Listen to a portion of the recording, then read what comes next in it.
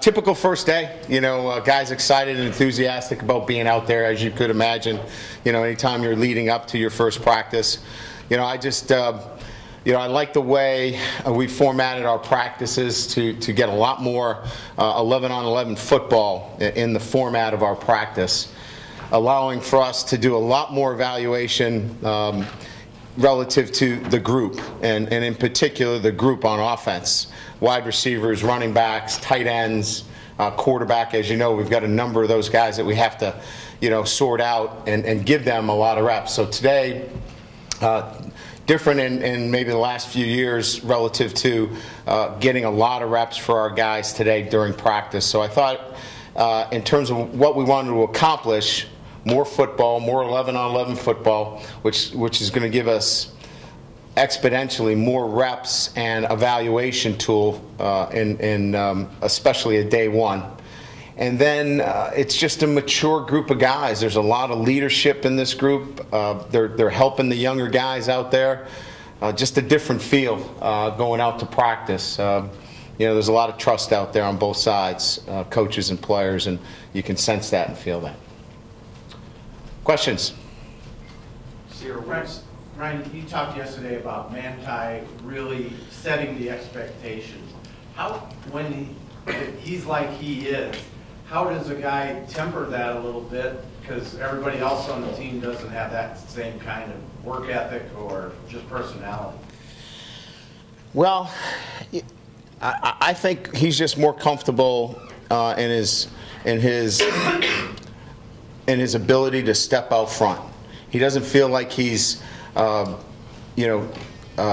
preaching to somebody. He just feels comfortable. Hey, this is the way we do it. I've been here 3 years. We've done it the same way every day. So I think there's just a comfort level with the staff, myself, Coach Diaco, everybody that's involved in the program. I think it allows the players to feel like they can step up out front and be a leader and not have a mixed message. And I just think it happens with time, and that's what we're seeing with Manti 3 years into the program. Somebody had a question. Yeah, I did. Sierra Wood, we didn't see him practicing. Yeah, we were informed this morning that there were a couple things that he didn't do on his medical. It doesn't seem to be an issue as much as him not taking care of some paperwork. So it's no physical? No, nothing. He has no physical issues. We have some paperwork issues that have to be taken care of. Brad Carrico, I know that he had. Yeah, we are in the final stages of getting a medical hardship for him. He's had surgery on that foot. It's not going to allow him to play again. So he will. We're waiting on some paperwork there, but we're moving in that direction on a medical hardship for Brad. What was the injury? He's had a pretty complicated foot issue. At first, it was diagnosed, and then we had another diagnosis of it. So I don't know the exact name of the injury, but it's more than just a ligament damage. There's some. I know this. After the injury, there was more work to be done on the foot. So he may only be in the first stage of that process. Brian, Theo really seemed to get energized last year when he got some reps at running back, and it seems like it's carried over this year. You seem to have a renewed confidence. Can you just talk about maybe the transition from where he was at the beginning of last year to what you're seeing now? Well, I think he fits that hybrid position more relative to his ability to stay in the passing game. We didn't want him just to be a tailback. We wanted him involved. So I think this position just it came together as we started to fit the offense to our players. And so the offense, in terms of what we're doing, really fits Theo. So he gets both that ability to run the football and line up as a wide receiver. So I think he sees it, he feels comfortable with it, and then we're seeing the benefits of that as coaches. And is that spilling over into a special teams play, or have you not seen enough of them yet?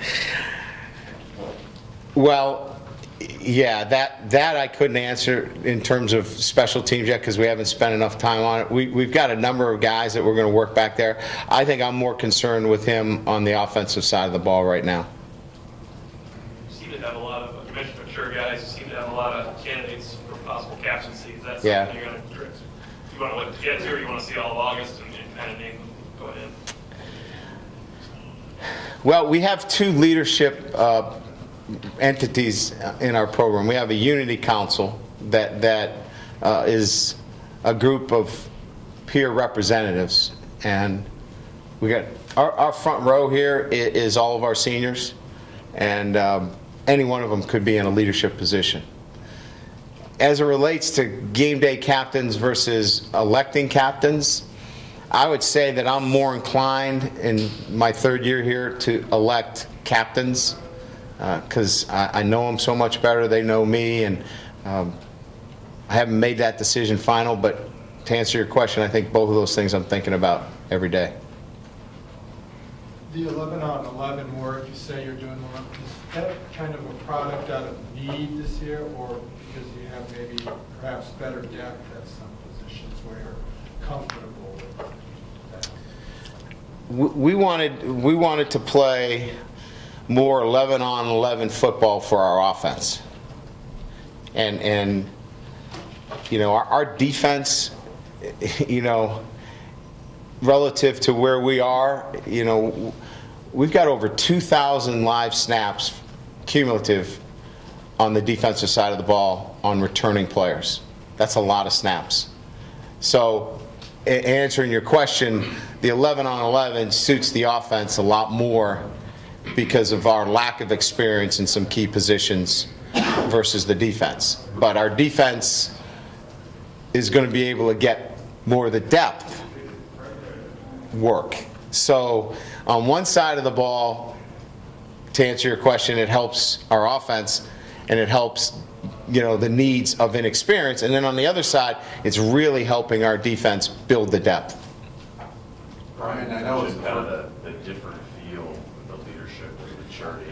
I mean, you've had good leaders here like Harrison, Michael, Darius, and guys like that.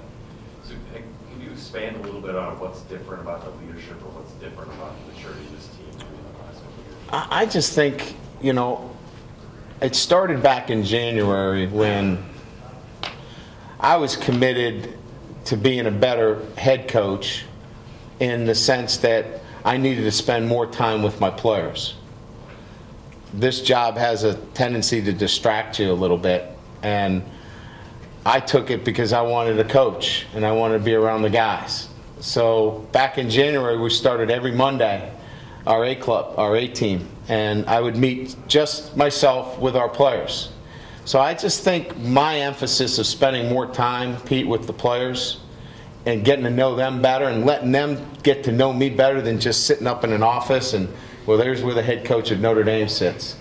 I've never been that kind of coach, and I felt myself sliding towards that in my first couple of years. So I don't think it's anything on their part. I think it's probably more on my part, being more accessible and being around the guys a lot more. When did it kind of hit you that you were drifting away from, I guess, being the kind of hands-on coach that you wanted to be or always have been? I don't know. I don't know if there was one moment that happened, but I think when there's not, you know, the kind of results that you're looking for, you got to look at yourself first, and that's, you know, that's where I looked. Coach, it seems like the hands-on approach has translated to the field as well. At least from what we saw, you were very, very hands-on with your quarterbacks. Can you just talk about that a little? I just need to be. I just need to be involved.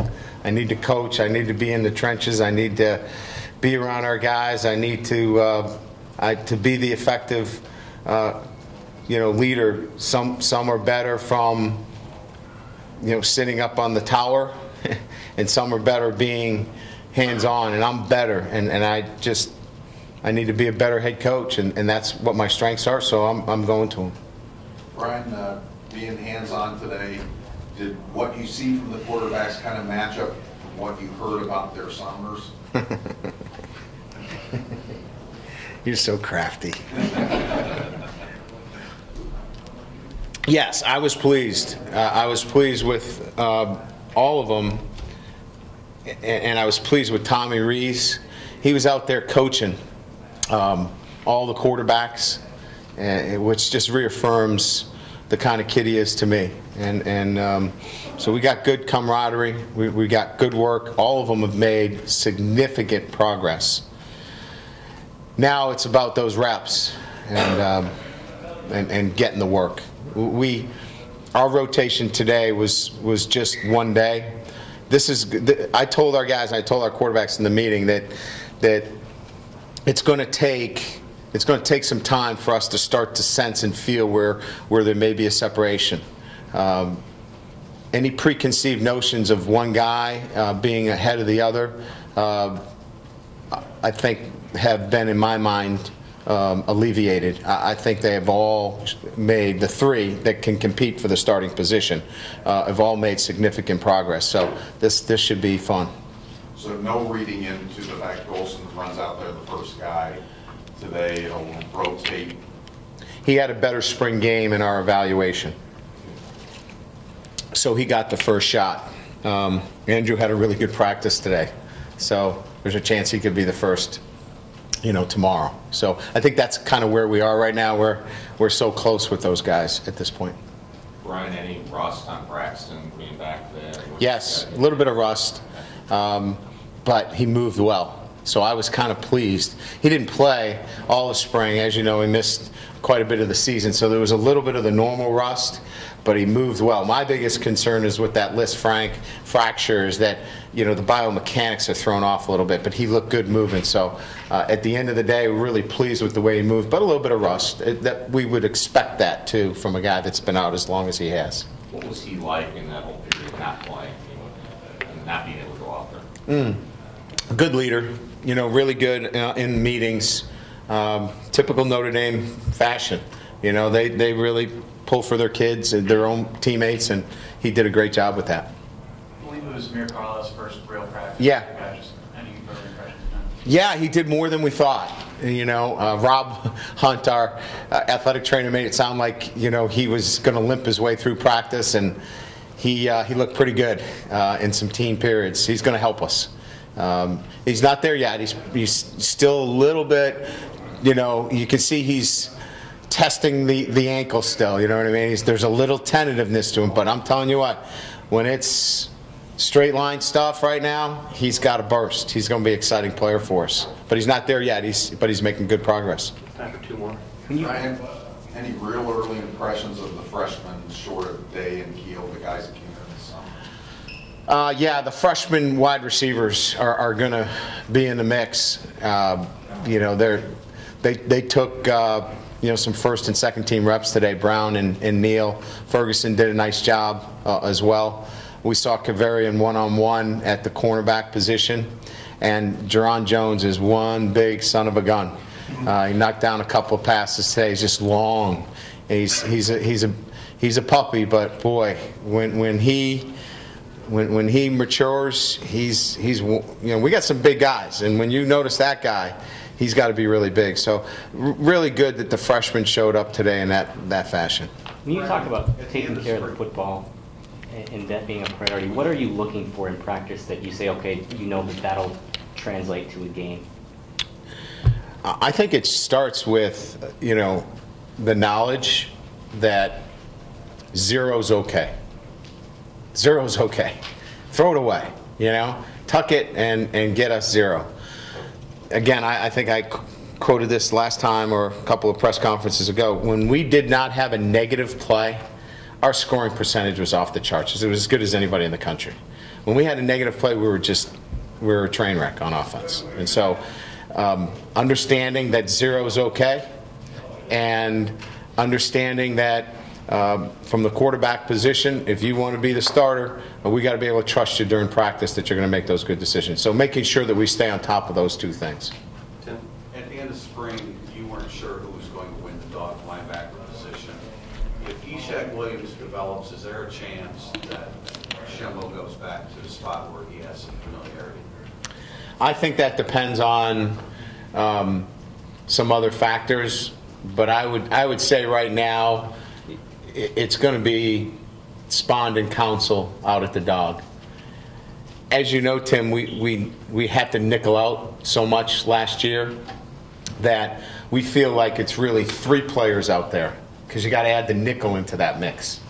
So to move anybody to the field doesn't give them enough reps on the field, because nobody really wanted to play us with a tight end and 2 backs. They just didn't want to. They can't run the ball on us in our defense. It's really difficult. So we get spread out all the time, and now that nickel's got to come in.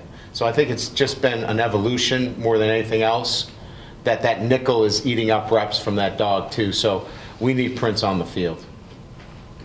All right, thanks.